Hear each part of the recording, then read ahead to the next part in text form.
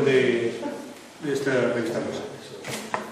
E que quixemos celebrarlo con esa exposición que antes celebramos e logo o debate que vai seguir a continuación. Son 40 exemplares, 4 por ano, son estes 10 anos que vamos salindo con un gran esforzo, non tanto económico tamén, sino de vontade de conservar a lingua e difundir a cultura.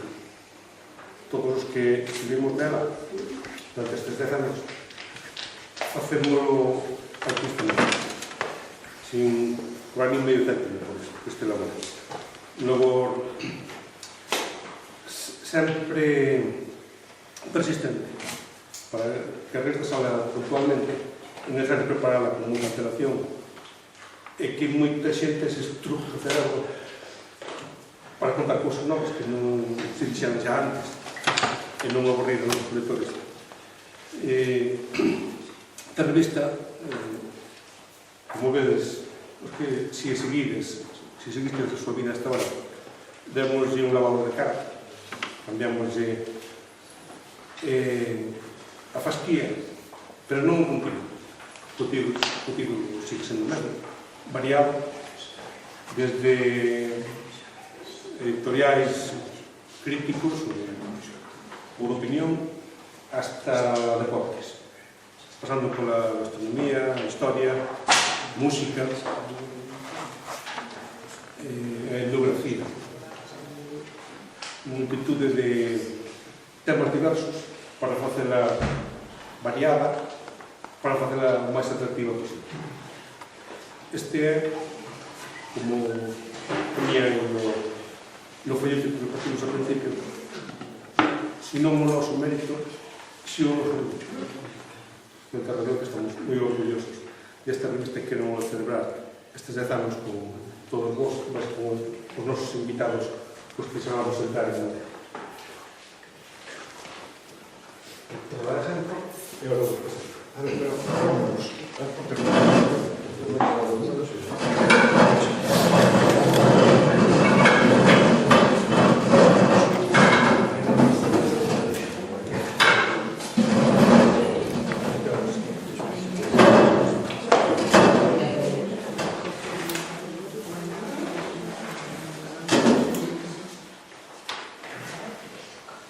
Bueno, a nosa pretensión é que se face un debate, máis que un debate, unha aportación de experiencias, un intercambio de experiencias entre revistas que se teñen unha longa trayectoria, como é Diario, outras máis novas como a nosa.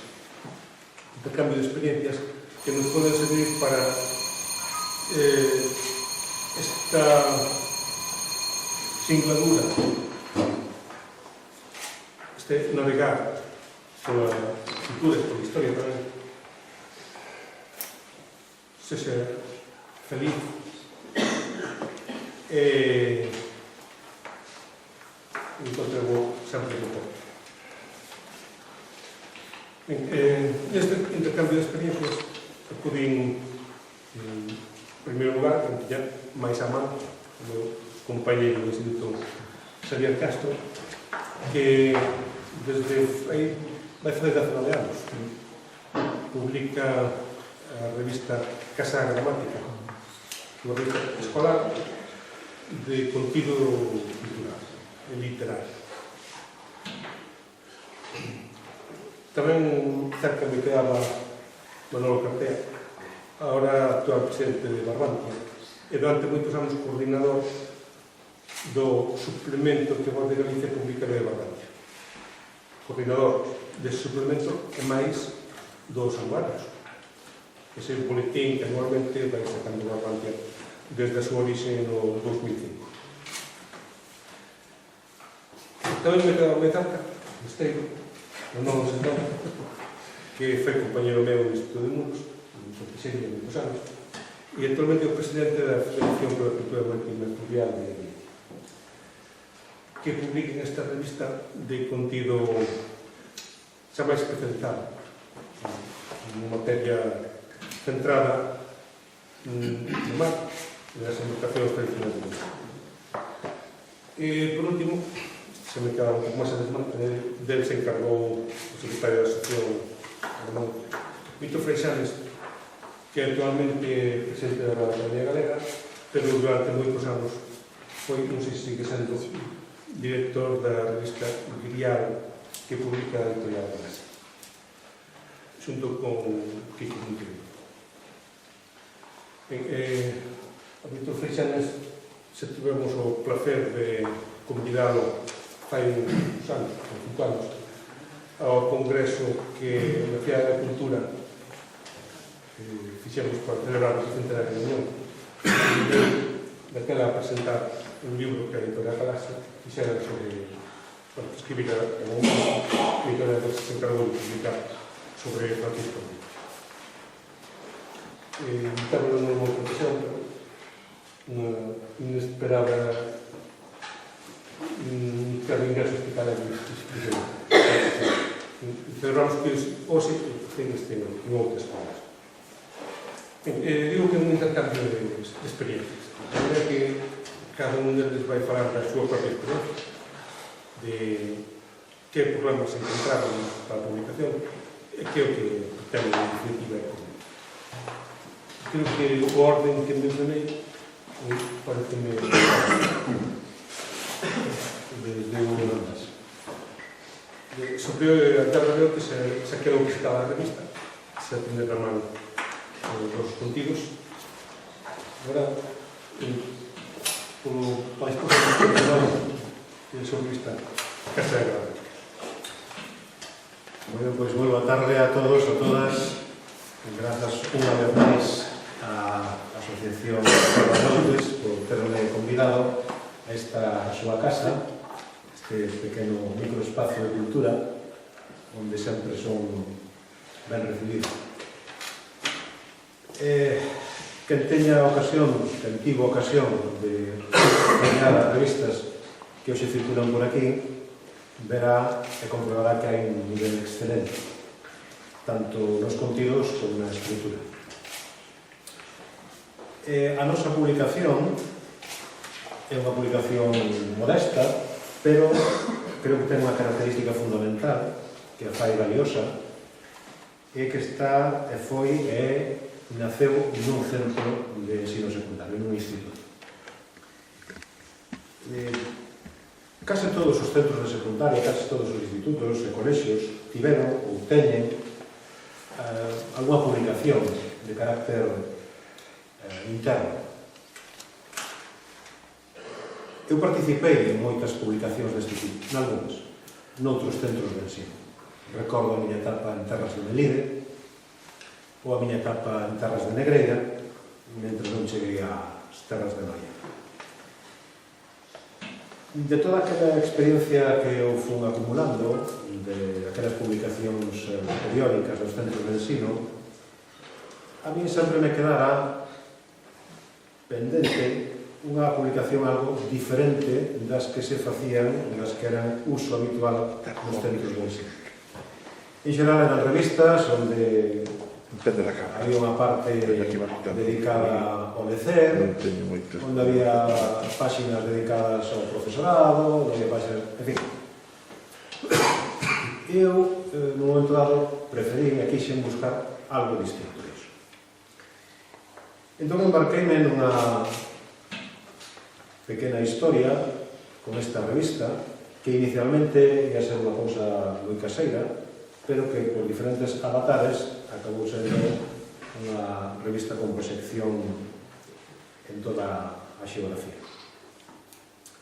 Naqueles primeiros momentos tive a axuda fundamental da profesora Lola Xons e da profesora Concha Saucedo para poñer a andar esta publicación. Van alá, sí, 19 anos aproximadamente, uns 40 números, máis de 350 colaboradores, tanto de alumnado como de persoas de fora, e a satisfacción dunha publicación que chegou a moitas persoas e que mesmo tivo os seus recoñecementos.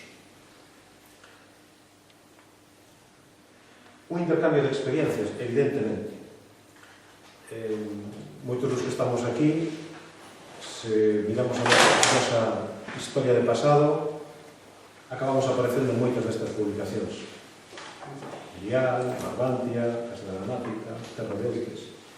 Porque este é un continuo, é un intercambio. E é necesario que todos os que estamos aí pois vayamos dando e cedendo con xenerosidade, que é outro dos elementos básicos da nosa publicación, a xenerosidade dos colaboradores e das colaboradoras, o noso particular saber. Acabo de abrir Terra de Outes, encontro-me na página 22 unha foto no que está o ben querido Carlos Casares, o carón de Vieito Iglesias, dun exalumno do centro no que eu estou agora, exalumnos meus, Iria Lago e Xoan Fernández. E lembro cando Casares estivo no instituto, cando non tiñamos salón de actos e tiven que presentalo no gimnasio, era o que había. Moitos daqueles rapaces que tiñan 16 ou 17 anos, aí 18 ou 19, facendo o acerto que dei que os discípulos acaban superando os mestres, son hoxe compañeiros e compañeiras de traballo no instituto. Manuel del Río, o Ramón Fernández, que está por aí atrás, son o exemplo patente de que pasaron os anos e ao final acabamos todos xuntos. Como dicía alguén, esa sensación como a que temos salmóns que ao final regresan á orixe, ao principio. Ramón Fernández foi colaborador do primeiro número da revista, con Manuel Rodríguez, con Xoan Fernández e con outros. A revista foi un proxecto no que a xenerosidade foi fundamental. Nunca se pagou nada a ninguén, e todo o que se pediuse de maneira exclusivamente de colaboración. Casa da Gramática colleu o nome pois daquelas casas de gramática, daquelas escolas de gramática que no século XVI empezaron a funcionar en moitas partes do territorio e que tiñan como misión adestrar os nenos en asuntos moi concretos de oratoria, de gramática, etc. E aproveitando que en Noia ainda queda parte dunha desas edificacións, pois pareceunos adecuado, pareceunos que lle caía ben realizar con ese nome a nosa revista. Claro que a revista foi un pouco cada vez a máis, unha cousa foi tirando de outra, como tamén os meus compañeros de nesa sala. Da revista pasamos logo a ser tamén editores de libros, modestamente, claro está. Un centro de ensino non pode permitir certos luxos ainda. E creamos unha colección de libriños que chamamos Porta Azul, onde persoas con desinterese deixáronos material inédito a cambio de nada, a cambio da difusión cultural. Teño como un motivo sempre recorrente cando falamos disto a Manolo Álvarez Torneiro, o gran poeta, un dos grandes poetas vivos, que nos cedeu un inédito, a Lámpada Perpetua, en homenaxe a Antón Avilés de Talamanca. Esa xenerosidade só a teñen os grandes. O Abaldo Ramos, o poeta ourensán establecido en Santiago, que nos cedeu un poemario inédito, a cambio de nada, a cambio de difundir o ourego e o compás. Ou todas as persoas que colaboraron no Ano Internacional das Linguas, que nos cederon as súas ponencias para esa publicación, ou as persoas que colaboraron na Semana da Historia, na cuarta Semana da Historia de Noia. ou todas as persoas que damos xuntado entre varios profesores do centro.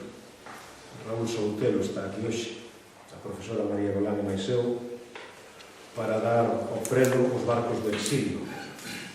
Vou dicir un magnífico libro polas colaboracións que debemos conseguir, cerca de 20. Ou como non, a edición un edificio para ver ese Risto de Pedro García, que tamén está hoxe con nós, que é a homenaxe ao edificio que alberga parte das instalacións do IES Virxe do Mar. Como ainda non chegaba aquelo, ainda se nos ocorreu algo máis, homenaxear de algún xeito anualmente a Antón Avilés de Taramancos e Casa da Gramática propuxo no seu momento ao Concello de Noia un certame literario que acabou callando como tal e que se vai na súa 16ª edición, 16 anos convocando o certame literario Antón Avilés de Taramancos.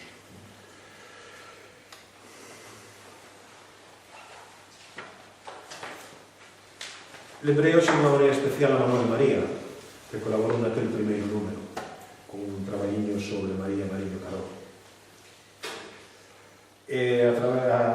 Despois de Manuel María viñeron todos os demais. Cando Xoan me preguntaba a ver que me pedía asistir hoxe aquí, foi como un dioigo de nomes todos os que viñeron á miña cabeza. Tantos anos, con tantas persoas, sen pedir nada a cambio. Aí están os ilustradores, porque Casa da Gramática sempre tivo unha política interna, por decirlo así. Conxugar, combinar o traballo dos rapaces e das rapazas do centro, tamén dos exalumnos e das exalumnas, con especialistas en diferentes materias, externos ao centro, claro está. Por iso creamos esas follas de interior que se chaman papel de color, nas que especialistas en distintas materias son convidados para colaborar. Neses especiais fixemos un pouco de todo, desde antropoloxía, cidades do mundo, os especiais das letras galegas, e para iso tamén escollemos, na medida do posible, os mellores ilustradores e as mellores ilustradoras que, como digo, xenerosamente cederon alguna das súas obras para a nosa revista. Dentre todos eles están os irmáns Costa, Manuel Vallaso, Quintana Martelo, Beiras Manteiga, Manuel Augusto, Valdo Ramos, en fin, unha longa listaxe, aos que me quedo hoxe aproveitando estando aquí, o agradecemento de todas as persoas que facemos a revista. E termino. É certo que neste momento temos un pouco limitado o proceso de asentamento da revista no último ano e medio por motivos ben claros. Os meus labores de dirección impídenme neste momento dedicarme máis á revista, pero, de logo, non está morta, está en un momento de suspenso que suponemos en breve continuaremos. Gracias a todos por estar hoxe aquí, gracias a todos os compañeiros de mesa, porque este é un traballo en conxunto. Aquí creo que todos traballamos a par, uns cos barcos tradicionais, as embarcacións, outros coa cultura desde a dimensión real. Non vou hoxe aquí contar a importancia das revistas culturais e literarias en Galicia, non só desde nomes tan significativos como Nós, o Vida Gallega, o Eufonía, Resol, Rial, Posío, Galicia Emigrante, Yunque, Nordés, en fin, tantas e tantas. Formamos parte dunha dimensión, somos parte dunha historia, somos unha pequena parte da historia, e creo que en conxunto, como decía xa ao principio, revitalizamos e proxectamos dous elementos comuns a todos os que estamos aquí, que é a lingua e a cultura, e a literatura en definitiva. Longa vida a todas as publicacións, menores, grandes, pequenas, miúdas, porque todas teñen un mesmo guía, unha mesma finalidade. Moitas gracias.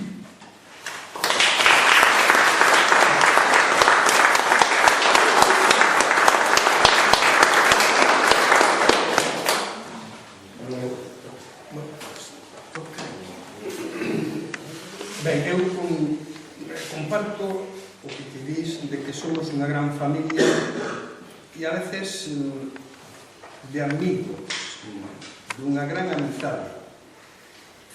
Non vémonos frecuentemente en actos en toda a bisbarra. A veces repetímonos, pero bueno, a veces tampouco os que se dedican a este terreo, a esta cultura, son demasiados. E por iso coincidimos. Ben, as nosas publicacións vounas inserir, vounas colocar no contexto da nosa asociación, que é a Asociación Cultural Barbantia. Barbantia é unha asociación que ten sobre máis ou menos 100 colaboradores que escriben e ten algo máis de 300 socios. Que é Barbantia? Pois queremos que sexa como un motor cultural da comarca, supramunicipal, interdisciplinar, apartidario, que non apolítico. Non se pode ser apolítico, porque estamos nunha polis, seguimos de onde vimos, pero sí apartidario. Atendemos a cultura popular, tradicional, pero tamén a cultura, a alta cultura, lóxicamente. Onde se move Barbantia? Pois en 9 concellos, dende Rianxo a Muros, aínda que Muros non temos moita actividade, pero parece que hai certo consenso e ganas de retomar as actividades aí. Cando? Pois nace no 2005, empeza as actividades no 2005 ata hoxe en día. En principio, ten vocación de seguir. Como actuamos? Ben, moitas actividades. Realmente, as actividades de Barbantia son moitas e diversas. Temos encontro de creadores, por exemplo, esa gran exposición de Barbantiarte que se celebra dende hai 4 anos no Museo do Grabado en Artes, en Ribeira. O encontro de escritores, con escritores, sobre todo, na presentación de libros de actualidade, libros importantes, que o último venres de cada mes presentamos. E imos viaxando polos concellos da comarca. Temos un día de Rosalía, temos o Día das Letras Galegas no Pazo de Goiáns, en Boiro. En total, unhas 30 publicacións. E temos o suplemento e o anuario, que vou falar brevemente deles. Este anuario, lóxicamente, como se non indica, sae cada ano máis ou menos deste tamaño. Este é dos máis pequenos, pero hai nos de case 500 páxinas que abarcan unha temática ampla, desde as ciencias sociais, as humanidades, a literatura, poesía, traducción, recolle as publicacións desta zona do Barbanza, en fin, un amplio abano de materias e para, como estamos en Outes, fixen o PM de mirar o que aparecía especificamente daqui en Outes, porque logo, como concello da comarca, aparece colateralmente en moitísimos outros traballos. Pero, por exemplo, no anuario 1 aparece Mulleres do Barbanza de Aurora Marca, que fala, por exemplo, de Nicolás Añón. No número 7 aparece o traballo A catalogación do patrimonio histórico-artístico de Outes, do autor que temos aquí á miña dereita, Mariño Xoán. A pesca da lamprea no río Tambre, de Claudio González. No número 8 aparece a vida e obra do poeta Añón, no seu bicentenario, de Ramón Blanco. No 11, a decoración dos mestres en Outes no franquismo, de Joan Francisco García. No 12, a construcción de camiños e a prestación persoal, Ría de Muros e Noia, de Pedro García Vidal. Como dixen, hai muitísimos outros que falan desta zona. Ben, son 12 anos de vida, son 12 anuarios publicados. Aproveito para dicir que a Asociación de Barbantia é unha asociación aberta que admite socios, lóxicamente, que a cuota, digo, non para facer proselitismo, pero para que o saiban, son 15 euros o ano. Por tanto, todo aquel que queira entrar, todos encantados, e ten acceso a todas estas publicacións gratis. Digo como, en fin, para que o sepa. Ben, a revista que máis que se axusta máis a este día é A Voz de Barbantia. É un suplemento cultural que sae o último ventre de cada mes, excepto xullo e agosto, en colaboración coa Voz de Galicia. Cada 25 números facemos un recompilatorio, temos 5 publicados que están aquí, e que saca a Voz e que está, o último, está a venda agora nas librerías por o módico precio de 50 céntimos. Poden compralo, disfrutalo, en fin. Contido brevemente deste recompilatorio. Bueno, son 127 xa publicados, números, en cada un son 25, en total son 1.500 traballos xa publicados. Como dixen antes, son como 100 colaboradores que se van turnando, dependendo da temática. A temática é ampla, porque vai dende un convidado con unha entrevista e un perfil que se elixe os artistas, os escritores, e temos unha sección de historia, unha sección de ciencias, que fala de ciencias naturais, normalmente, unha sección de literatura, que fala de lector-lectora, entrevistas a un lector, lectora, fala de un escritor, fala de un libro publicado, que fai a recensión dun libro publicado, e hai a sección de creación, que fanse pequenos relatos, e hai unha sección tamén de creación que vai destinada fundamentalmente aos centros de ensino secundario, institutos, pero tamén para eso. Se saben de alguén que queira escribir e teña vocación de escribir, non ten máis que contactar con alguén, con Barbantia, con algún socio, Xoan Mariño, está Pedro García, está aquí Xerardo Rafoxo, calquera de nós recolle ese traballo, publicámoslo con foto e un breve currículo, e iso penso que é moi importante para os rapaces que empezan a escribir. Por tanto, camiño aberto.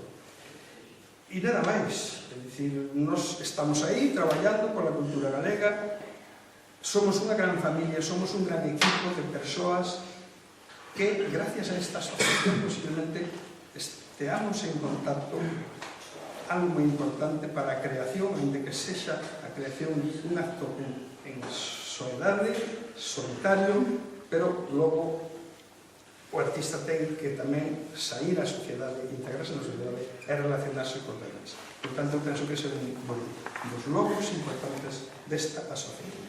E xa non despedimos.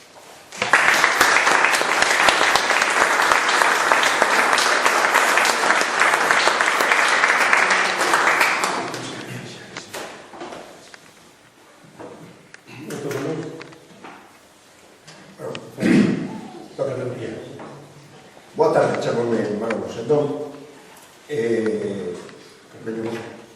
dicir unhas palabras breves, e vos dou o coñazo a Alexandre Punto, sobre a revista Ardentía.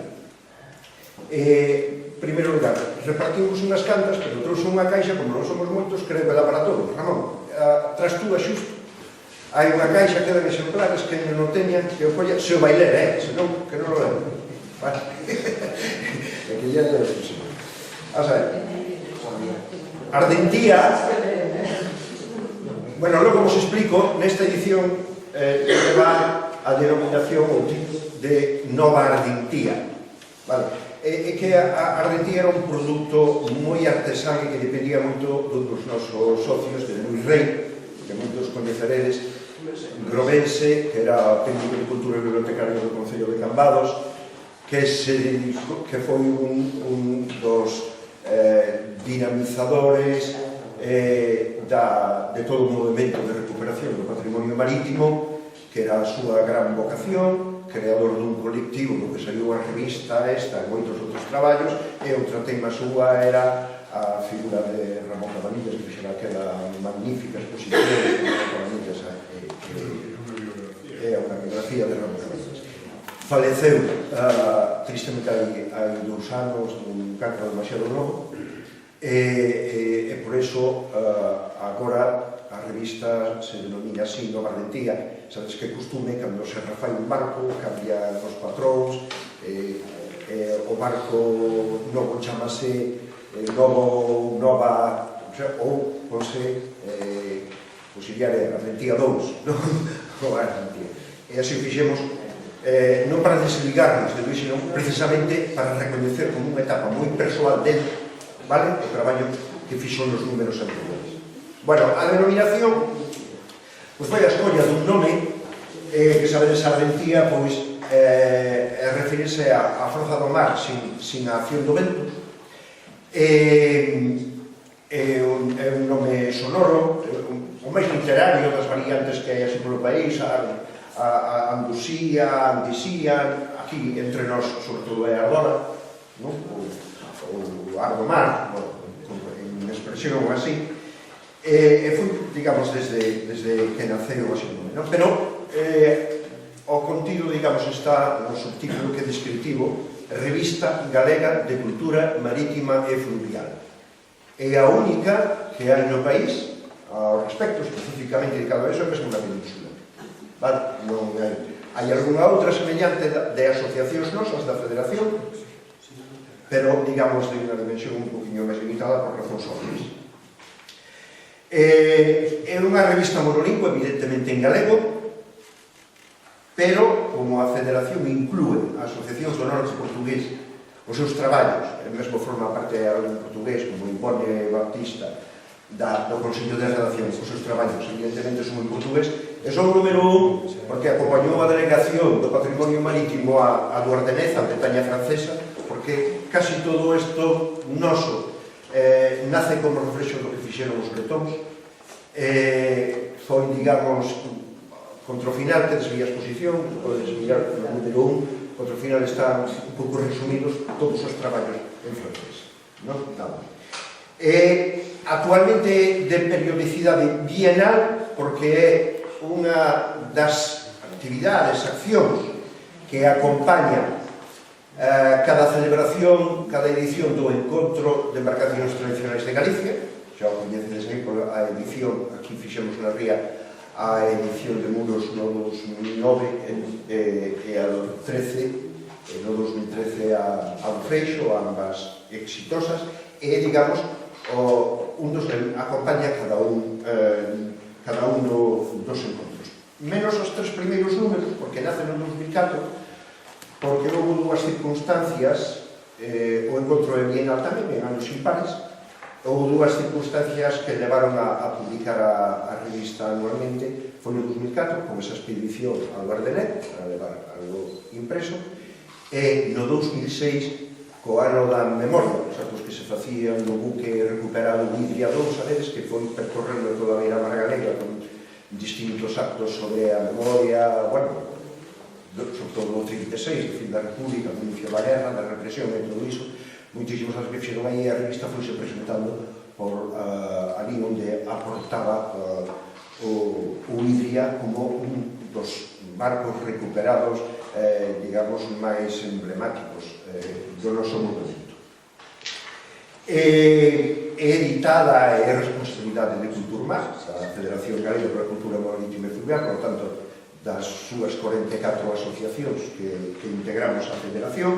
E o Consello de Redacción son uns cantos socios de Culturmar, da que no inicio, sobre todo, dun colectivo que se dedicaba, sobre todo, a facer traballos de investigación e todo iso, por tanto, as publicacións de cambados que se chamaba Colectivo Mascato, ainda que tiña socios, digamos, de outras partes do país, onde estaba Luis Rey, onde está Francisco Fernández Rey, o seu compañero da Academia e da Facultade de Quique, Dionisio Pereira, que foi o primeiro presidente, un dos que botou a andar todo isto, empezou a estudar o patrimonio marítimo, sentou as bases do que abrangue o patrimonio marítimo do país, todo iso, pois o libro do patrimonio marítimo de Galicia, que é a base de todo, un pouco de todo o noso.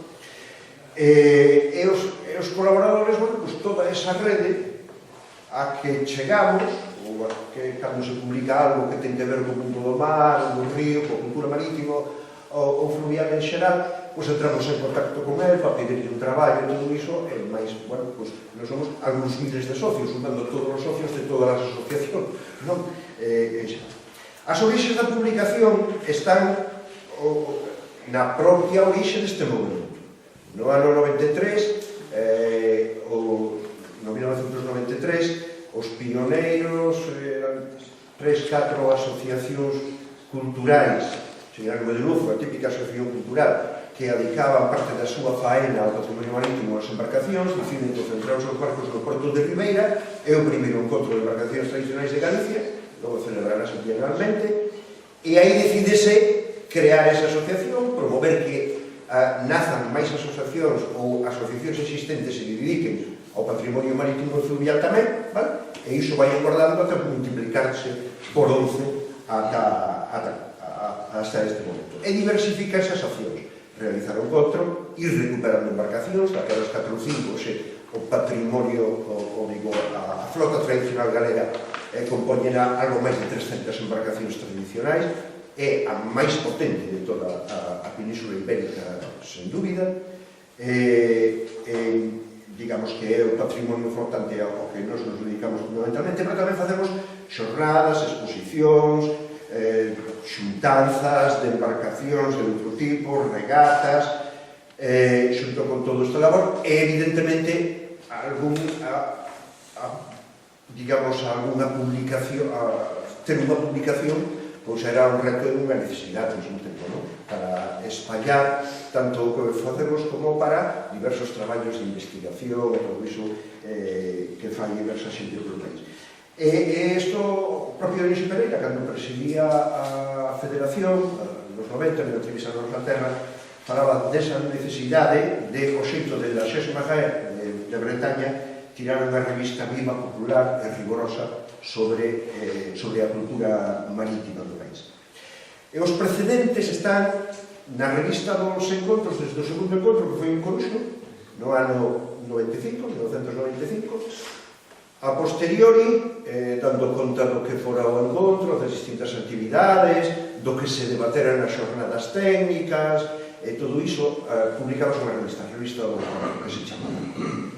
E así se foi publicando a cada encontro hasta que naceu Argentina. Pero, digamos, non tiña un formato, un proxecto de observación estable, e desde 2001 tamén tirábamos unhas folliñas, especie de folliñas guardeiras, ás veces eran 4 páxinas, ás veces 8, digamos que era un boletín interno das actividades das distintas asociacións da Federación, das actividades que se facían, pero tamén algún traballiño xa de investigación, como é a descripción de alguna tipoloxía de embarcacións e todo iso, que dirixía Lino Prieto, que logo integrou tamén o Consello de Redacción de Armentía, tamén do grupo.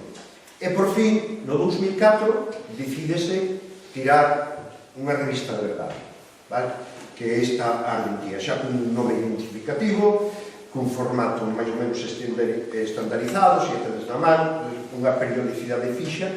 A nosa angueira sería que fose anual, que no momento non lo logramos, un equipo de redacción estable, por un pouco que queino con compón, e fornécese de traballos gratuitos da nosa xente, da rede a que chegamos, de Galicia e Portugal, tanto dos que escriben, dos que investigan, como dos fotógrafos, porque é unha revista moi visual, non? A fotografía é a raíña, porque tanto a fotografía de evento histórica como a fotografía actual. Claro que o material con que normalmente traballamos, os barcos, a navegación, todo iso prestase muitísimo, non?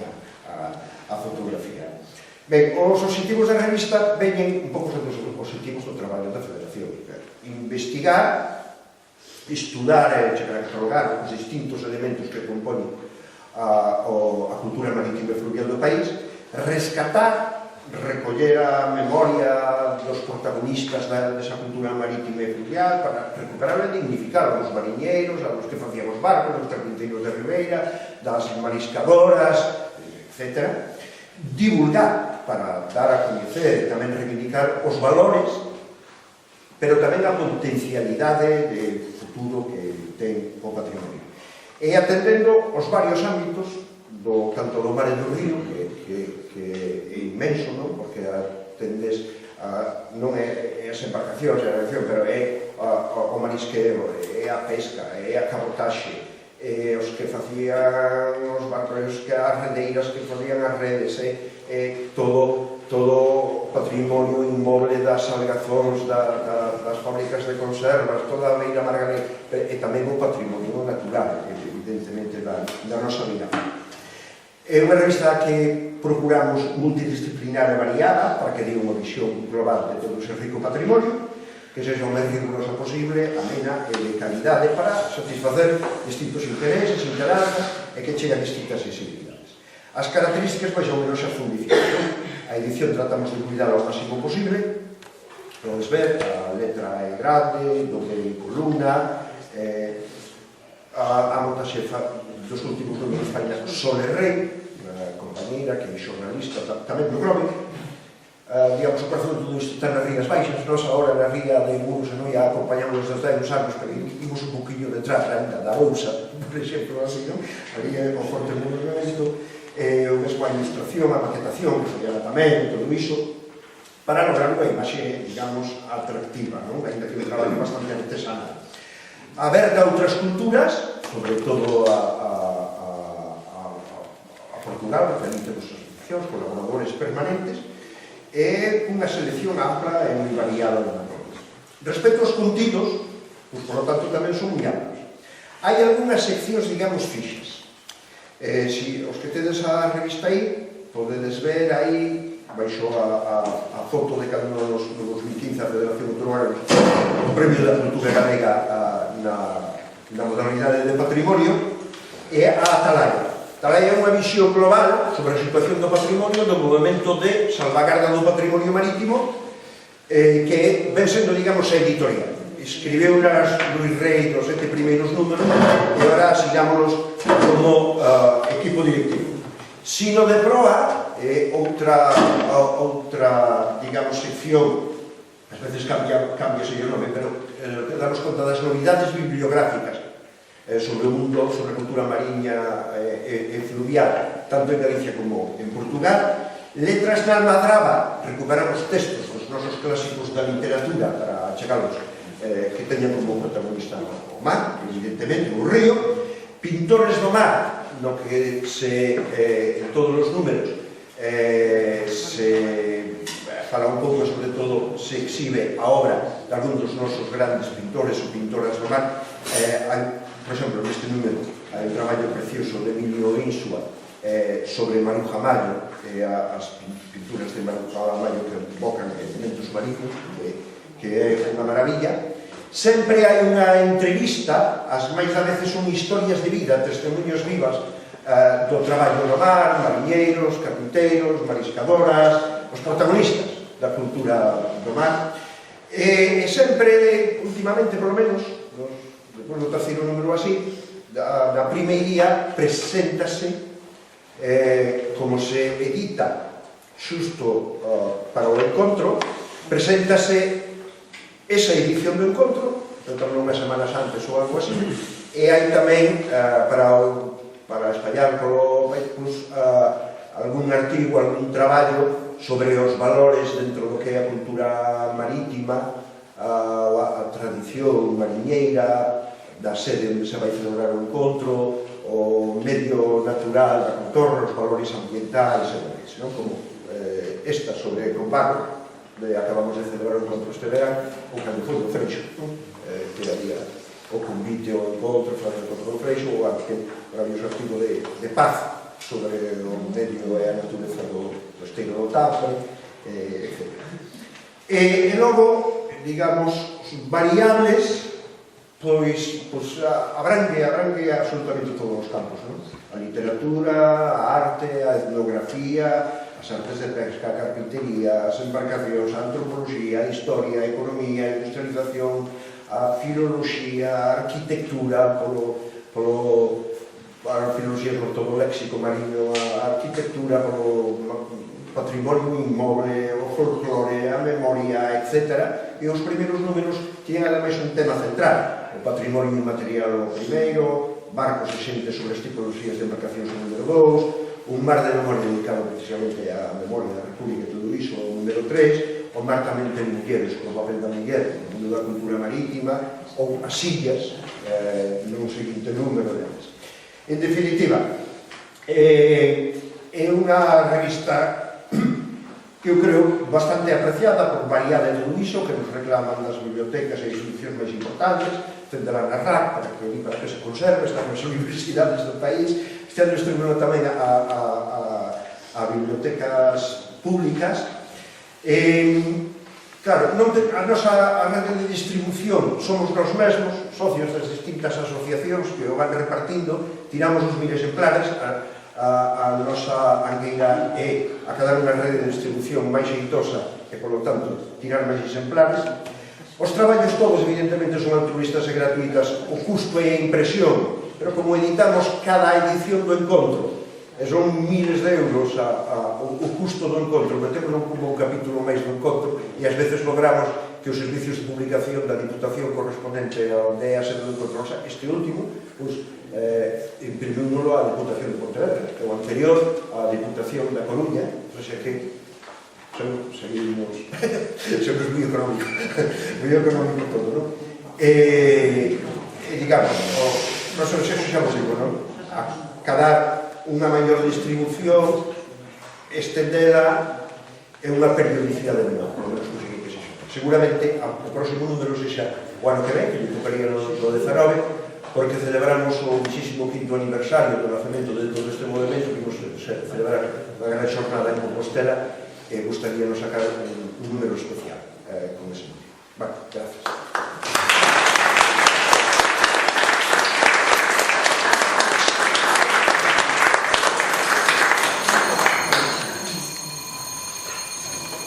Bueno, boas tardes a todos e a todas. Moitas grazas pola presenza e moitas grazas por todo aos amigos da Terra de Outes por convidarnos a falar e a cambiar impresións alrededor da significación e o que son as revistas culturais, como as que nos acompañan na mesa.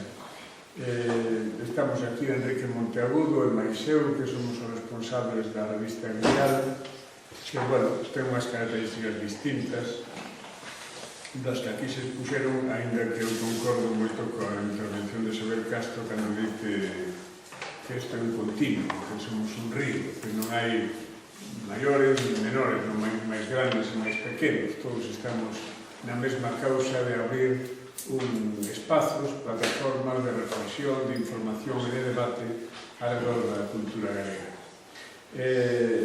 Pensade que a revista Grial nace de xeito constante no ano 1963, ten un precedente en 1951, cando a Editorial Galaxia se crea e pon a andar unha colección, os cadernos Grial, que a ditadura de Franco naquele momento proíbe, non pode sair a revista con carácter periódico, e entón se crea a colección Grial, que xa en algúns números, pero que son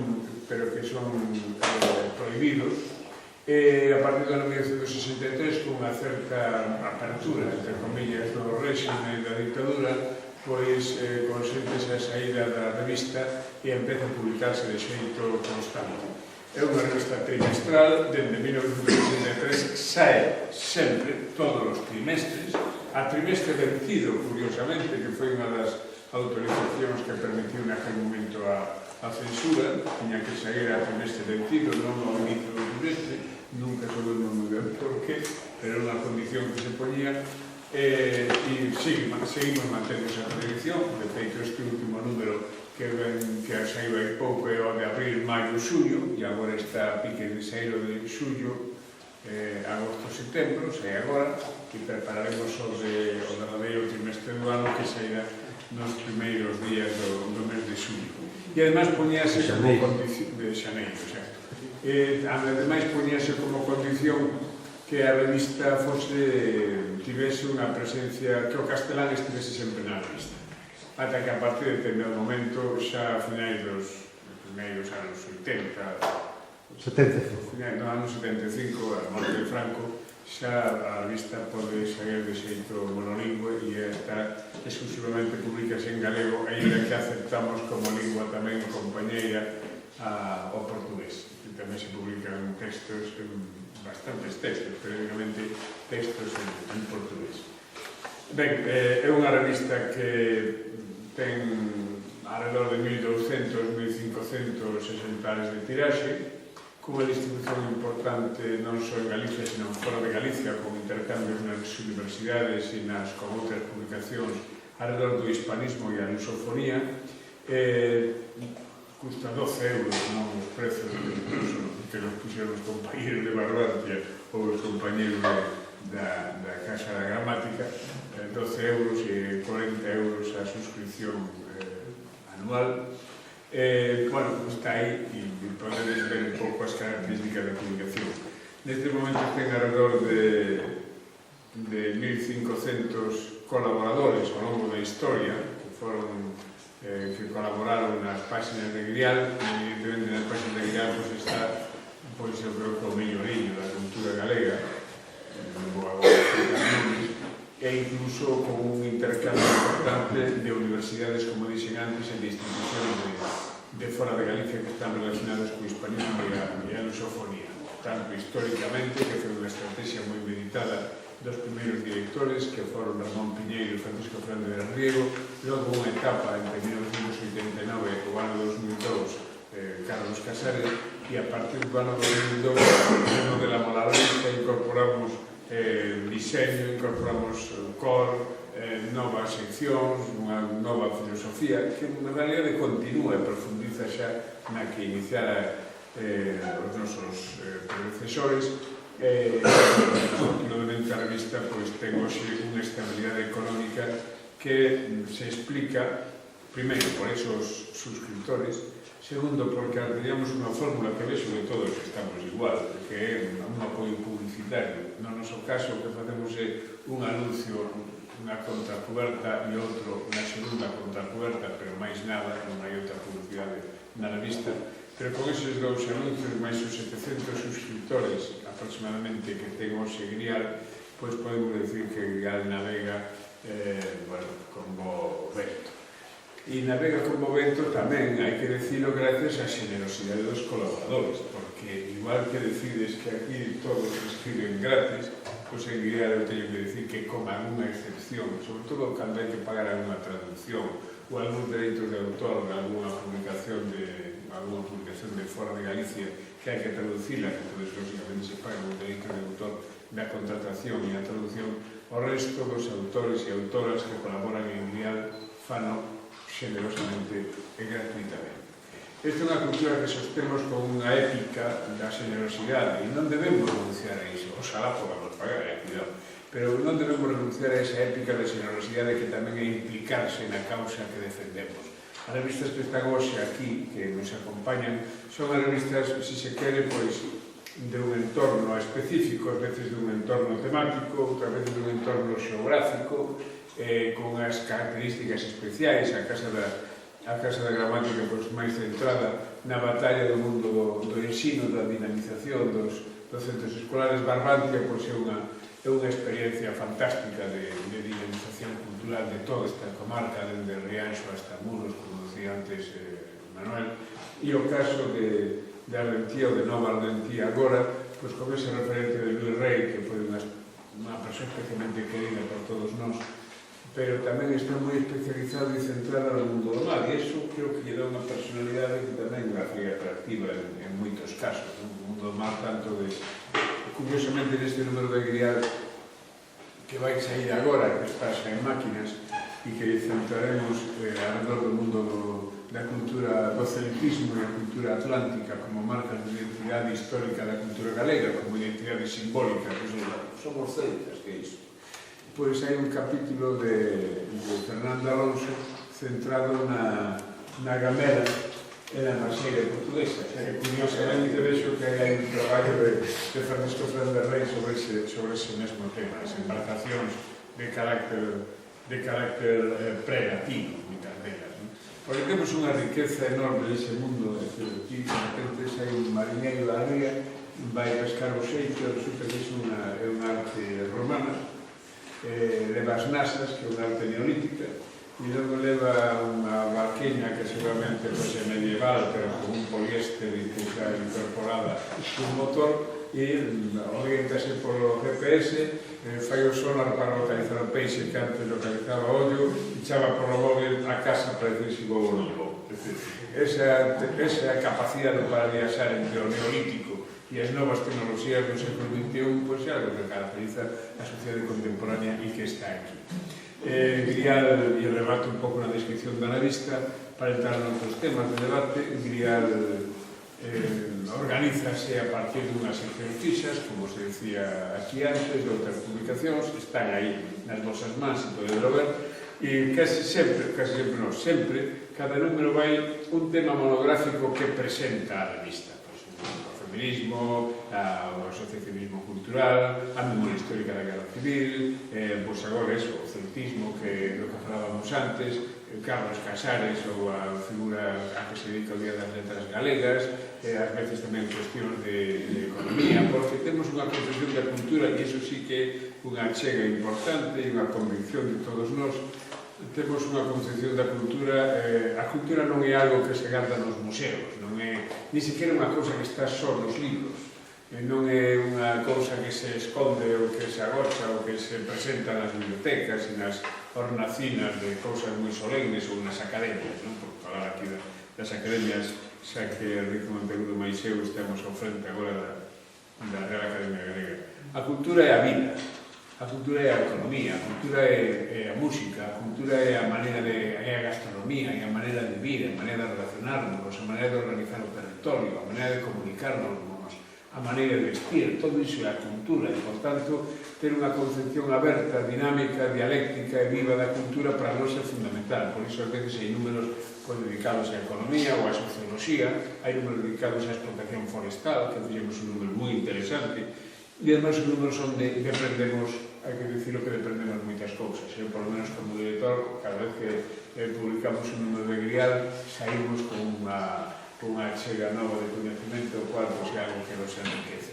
A revista está composta por dos directores, como dixen antes, e un consello de redacción que neste momento está composto por María Alexandre, Domingo do Campo, Uxío Labarta, Agar Ledo, Carlos Lema, María López Sández, Inma López Silva, María Loureiro, Jorge Mira, Grial Párega, Dolores Vilavedra e Ramón Villares, con unha secretaría de redacción impagable, o redactor xefe que é Xosé Manuel Souturio. Esa é a revista. E a revista está nesa liña do continuum do que falaba Xavier, e enfrentámonos todas ao século XXI. É certo que as revistas culturais son un referente importante no discurso da cultura galega, pero sobre todo son, ou deberían ser, un referente importante se conseguimos parroquia. As revistas, como todas as publicacións, necesitan unha parroquia, necesitan lectores, suscriptores, xente que as apoie, que as siga, que as discuta, que achegue colaboracións, que haxa vida nelas, porque senón as revistas están mortas. E esa é unha das dificultades que temos nós para movernos. Primeiro porque é custoso, segundo porque é custosa a distribución e dalas a coñecer. Por tanto, eu creo que un dos grandes méritos e das grandes batallas que temos todas é conseguir que alrededor das revistas haxa un movimento asociativo e haxa un movimento de fidelidade, que haxa un movimento de identificación e de debate que faga que os seguidores da Terra de Outes saiban que aí está un debate sobre a Terra de Outes e sobre ese mundo da Argentía, sobre a súa especialidade, o de Grial igual, e aí temos que enfrentarnos incluso ás posibilidades e os desafíos das novas tecnologías.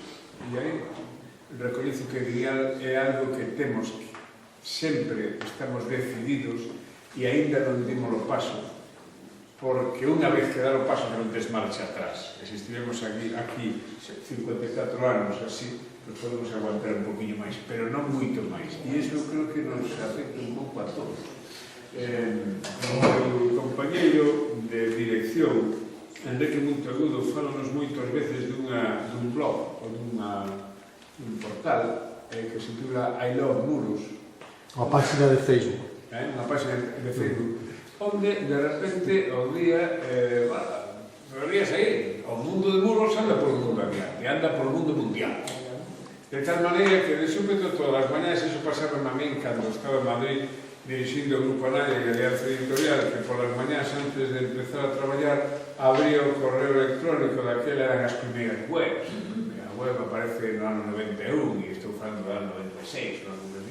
Abríamos as primeiras webs ou correos electrónicos e realmente chegaban a xentes de Sydney, o Chema de Sydney, a xente que organizaba as propostas do século XXI educativas de Buenos Aires, xente que non coñecía de nada, pero que entraban na información, entraban no debate e estaban aí ao lado, e que se interesaban pola cultura galega e polo que se facía, e polos libros que se publicaban, etc., moito máis que un señor que vivía en Vigo, nun barrio de Vigo, ou nun barrio da Coruña, ou de Santiago de Compostela, que pasaba ante medio que o único que interesaba era o fútbol e ver a televisión.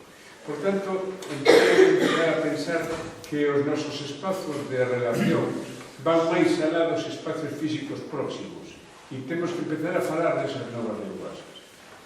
Conseguir que unha revista, agora nos na academia estamos preparando, por exemplo, aos cadernos de lingua nesa dirección, conseguir que unha revista incorpore no mundo mundial a todas aquelas xente que podan estar interesados polo mundo das embarcaciones tradicionais, polo mundo da cultura atlántica que pode representar a Argentía. Eso só conseguimos utilizando a web, utilizando as novas tecnologías da web. E non son custosas. Hai que dedicar este tempo. É dicir, e xa hai que dar ese paso. E eu creo que aí por aí é por onde podemos, sin renunciar ao papel e sen renunciar á relación que teñamos entre nós, eu creo que onde temos que dar o salto cualitativo aí, porque este debate noso, o debate da nosa cultura, incluso o debate da nosa lingua, está xa no ciberespacio, está na globalización, irremediablemente. Ese ciberespacio fai que se cadra un alumno, un compañeiro de Rianxo ou de Barbanza, pois conecte e ao mesmo tempo conecte un señor que está en Nova York ou unha rapaza que está en Buenos Aires e que tamén ten opinión porque se cadra os seus avós, os seus pais, eran destas terras e levamos sorpresas asombrosas. Non sei pouco, cando deixei agora, como sabedes, a dirección de Editorial Galaxia, pero montamos Mar Mayor, que é unha línea de edición en Buenos Aires de editorial, e ali hai un colectivo de xente que apoia, que está aí, que quere saber de nós. A única maneira de conectar con iso é mover a nova tecnología, mover as plataformas digitais e instalarse, é dicir, Terra de Outes perfectamente, igual que fan os amigos de I Love Muros, pode perfectamente ter unha fiestra aberta ao mundo que, ademais, non é incompatible con que algo que directamente saia unha versión papel. Pero hai unha versión aberta ao mundo que está viva, que dialoga, que ten uns chats, que ten uns foros para debatir. A mí me parece que ese é un desafío que temos que afrontar e que non é incompatible, como dixen antes, co que fagamos. E non é caro.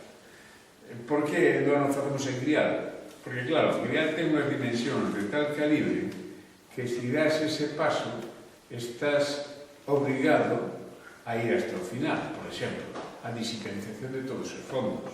Por exemplo,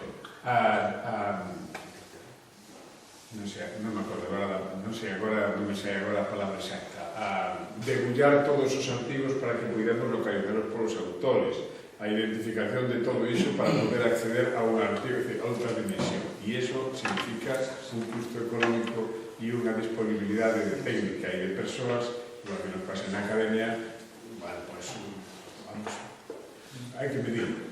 Pero no vosso caso, e permitidme unha opinión, non un consello, que aquí non estamos para dar consello, pero si para cambiar de opinións, sí é moi factible. E notaríades moitísimo as capacidades de expansión e de difusión do discurso que representáis. Acabei.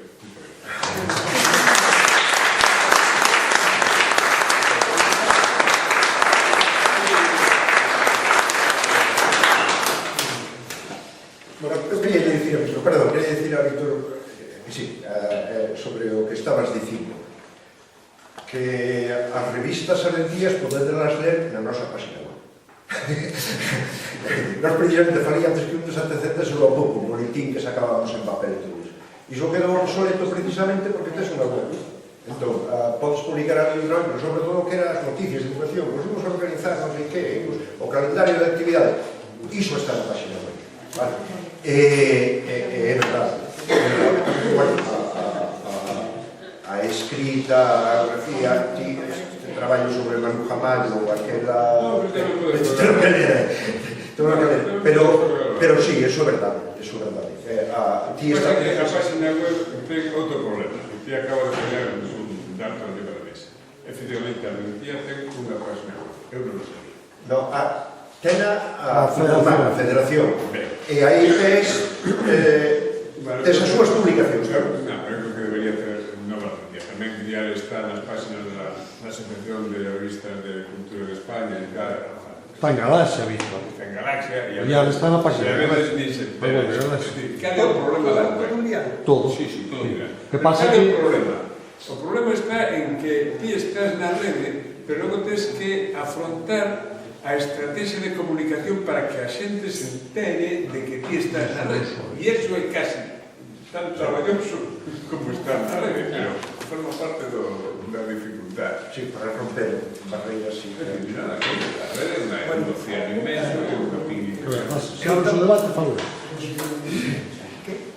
Hai debate. Bueno, antes do debate eu quería dicir Barbantia, o 95% dos contidos que saen en papel, os anuarios están todos colgados na rede e os contidos, o 95 máis ou menos do recompilatorio tamén están na rede nunha web que se chama Café Barbantia E en PDF. e en PDF, sí, claro. Pero que eu falo de outra cosa. Eu non falo de PDFs. PDFs tamén, Grial tamén ten PDFs. E en PDF non nos leen ni Dios. Nin a Grial, nin a Barbantia, nin nada. Mais que os amigos entusiastas. Eu creo que hai que abrir novas formas de comunicación e de creación na tecnoloxía que transmitan eses contidos e permitan dialogar e interactuar con eses públicos potenciais que están aí. Quen abre, por exemplo, o blog, como quen abre o Facebook. E iso, bueno, é unha atención, pero ten resultados moi positivos. Poñer o PDF, non tamén ponemos o PDF, que o que di... Que dicir? O PDF, non. Se ti vas a Grial, que vas a Grial e entra no PDF. Eu a ver si... Eu proponía, para non prolongar isto demasiado, que tiña algunha pregunta que facer, un comentario que facer, non fixera aos que estamos aquí tomando un viño e na cafetería. Pero, que queres terminar?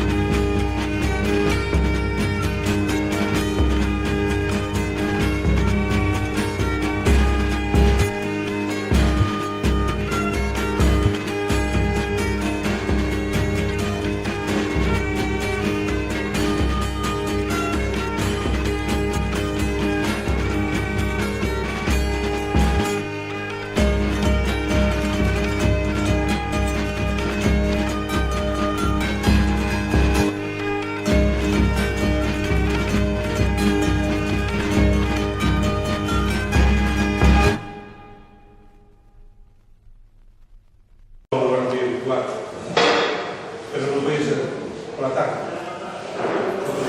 Tanto casa cultura como vestimento, pola tarde nos preocupamos. Comer, se queremos fazer o que temos, é que se desta. Por iso, o agradecimento non pode estar. Este acto é a xornada da nosa comunidade. Esta xornada de exaltación do patrimonio cultural do noso nome. Este acto que temos dedicado a as publicacións en galego, porque a nosa revista, en novelas, cumple agora mesmo 10 anos. Por estas datas, en 2007, entraba de imprenta y gráfica para maquetar el número 0 inicial. Esta revista Carlos é un dos nosos maiores ou máis queridos proxectos, realizacións. En estes 12 anos que temos de existencia na asociación, levamos a cabo multitud de actividades, desde charlas, sesións, homenaxes a víctimas do franquismo, dos grandes acontecimientos como foron a celebración do Centenario do Tañón e o encontro de embarcacións tradicionais de Galicia, as caras do Niño, e publicamos varios libros. Pero, sin dúbida, no que na reflexión que temos posto máis esforzo en esta revista. Desde o inicio queríamos darle unha publicación periódica.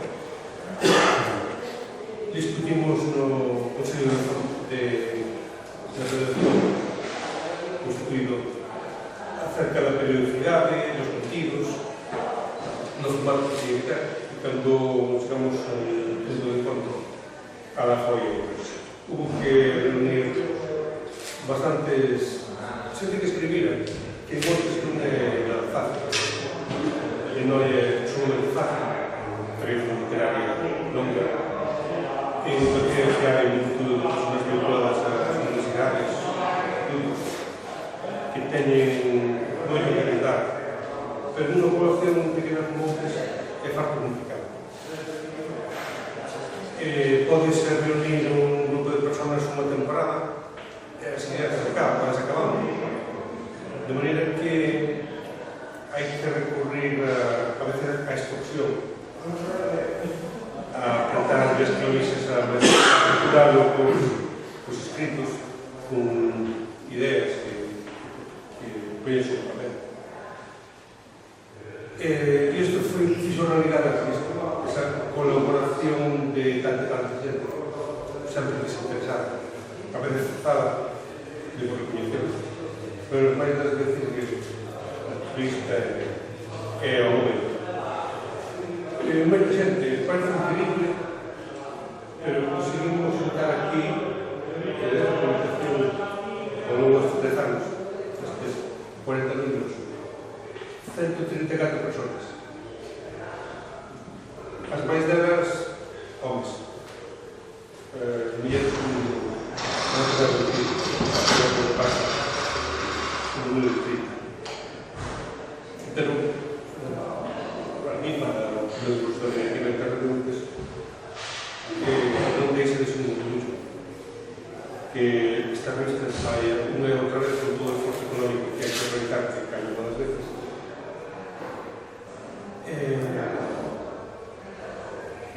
E importante tamén é porque temos lectores árbitros da revista, están esperando cada novo número, pacientemente, nos chegos os oídos, cando vas a la cosa, cando vas a la cosa, non só aquí en outros, como non hai, donde o preside se nos de outras, ou vinculada a esta localidade pequena.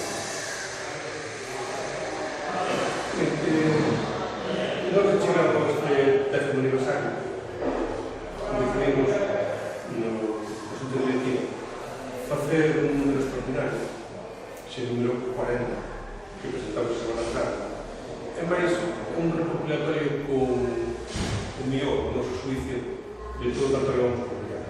E que xentamos neste volumen que nos presentamos, o volumen que chama así, Obligatoriamente a Radio de Eucas, 2017-2016, donde fixemos unha selección, bueno, e ahora aquí, de falar deste libro en particular, que é un auténtico libro, 130 páginas. Debe se vai encargar de falar libros. Tamén membro do Consello de Elaboración da Revista. Está representado en algunas opcións, como veredes na fotografía. Se vos fixades, todas as presentacións con o redor da mesa, con bichos e vídeos. E isto é porque para nós é un acontecemento que queremos celebrar. Cada número que sale é para nós unha victoria, un logro. Iso vive a unha época de crise, tan cruda, tan dura, que se cargou tantas publicacións anteriores, publicacións que tiñan monedas de anos. Para nós é un sinónimo de completo de satisfacción.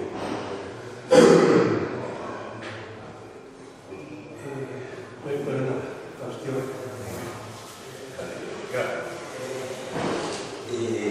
Inédito, pero eu quero empezar con agradecimentos. Sempre se acaba con agradecimentos, pero quero empezar con agradecimentos. Quero empezar con agradecimentos a todos aqueles que colaboraron, sexan de outros, non, sexan de tipos de aquí, non. Recordar tamén a aqueles que nos axudaron a confeccionar os traballos que presentamos nos 40 números de revista, porque aquí conténense páxinas de todo tipo, desde historias, a vocación, páxinas literarias, etc., porque senón sería interminable. Esa xente é a norma. Non se coñece para nada, pero os que redactamos esta revista sabemos que tivemos que falar con moita xente, que percorrer longos camiños, que encontrarnos moitas veces con contradiccións e saber discernirlas, chegar a acordos e plasmalas por xente. Todos sabemos que neste concello, esta presencia que temos aquí, o demostra clarísimamente, a cultura non está. E nós queremos, foi un objetivo primordial de Terra de Outes valorar a cultura de Outes. Por iso hai unha serie de publicacións estimables que hoxe se poden consultar, das que hoxe se poden tirar moitas conclusións, e todos, eu incluído, coñecemos pasados. Ben, eu quero centrarme, despois deste agradecemento a todos, absolutamente a todos, nos que quero personalizar na directiva de Outes e no Consello de Ordenación de Terra de Outes, antes de ser Outes, a Terra de Outes. Quero personalizar en dúas persoas aquí pasadas. San Mariño e José Manuel Vázquez Ulloa Espex. Ulloa. Luís, perdón, Ulloa, foi iso non ten. Luís, rectifico, pido iso. Vale. Tamén quero personificar noutras persoas que levan outras actividades que colaboran con Terra de Outes, Soledad, pero naquelas asíduas persoas que veñen a todos os nosos actos como Mercedes, cando poden, as jornadas sociosanitarias domingos auxentios, e a todos os demais, porque se non vou me esquecer, non vou poder contestar. Ben, o recompilatorio que hoxe presentamos non é máis que unha selección de textos que foron aparecendo ao longo dos 40 números que levamos publicando. 40 non, porque non hai, isto é, desde o 2007 ao 2017, e prácticamente estamos en novembro do 2017. Por tanto, a última revista non aparece. Pero sí quero recordar que houve moita xente que se prestou afablemente, desinteresadamente a facer todos estes traballos. Hai moita xente que estudou en universidades, en bibliotecas, en lo que fora, como San García, o propio San Rico, máis xente, Ramón Blanco, o que non me de antes, e tiña que mencionar, que é tamén unha alma vital da nosa revista San Rico e ademais da asociación. Que contén o recompilatorio? Eu tampouco quero aburrir, o recompilatorio contén unha selección de traballos sobre evocacións, editoriais, páxinas culinarias, páxinas sanitarias, historia, Europa, etc., incluídos así netos, etc.,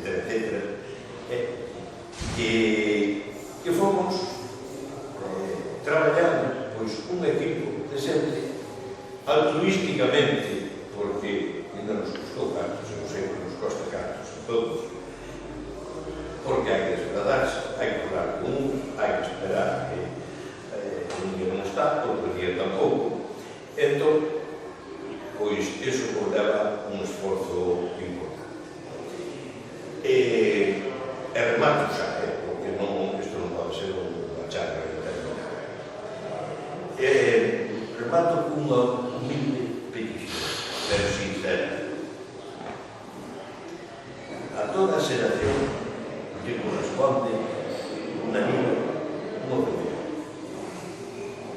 A nosa correspondemos a función de dar a coñecer a historia deste municipio. Estamos facendo? Xente do común, xente non tanto común, pero aquí en Madrid. Entón, eu fago un humilde chamamento a todos os aquí presentes para que nos axudemos, porque necesitamos ajuda. Porque non axudemos, que esa non é necesaria. Non somos capaces de fazer. Pero sí de transmitir á sociedade de outros coñecementos que descoñecen, porque eu mismo os descoñecía, e transmitirme esa ilusión por descubrir aquilo do que eles forman parte e ao que eles pertenceron nun pasado. Os seus predecesores tamén son historias de outros. Eles tamén están facendo historia. Acabar, por suposto, con esta desidia que é típica do Concello de Loutes no ámbito cultural. Iso sería un gran. Eu espero o recompilatorio xunto coas 40 revistas que levamos publicadas contribuían a iso.